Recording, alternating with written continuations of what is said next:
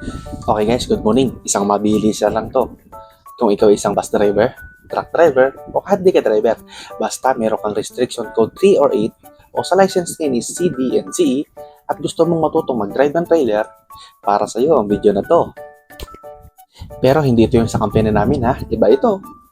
Pero dito ako nanggaling sa training school na to. Dito rin ako nag-umpisa. EMI, Institute of Technology.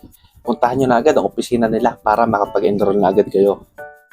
Bakit sinabi ko na puntahan nyo na agad? Kasi first come first serve basis po sila. Kaya pagpunta nyo sa opisina nila, diretso mag-enroll na kayo. Kung tatawagan o text nyo lang sila, hindi po kayo makakuha ng slot. At wala po kayong babayaran dito. Ang alam ko, meron pa kayong allowance per day dito guys. 14 days training po ito. TESDA accredited po itong training school na ito. Kaya, pagkatapos ng training nyo, makakakuha kayo ng national certificate na magagamit nyo sa pag-apply ng trabaho o sa pag-abroad. At, ang maganda pa, pag natapos ng training nyo, pwedeng sa kanila na rin kayo mag-apply. Sa Canlubang Laguna po ang opisina nila. Ilalagay ko po ang buong detalye sa comment section.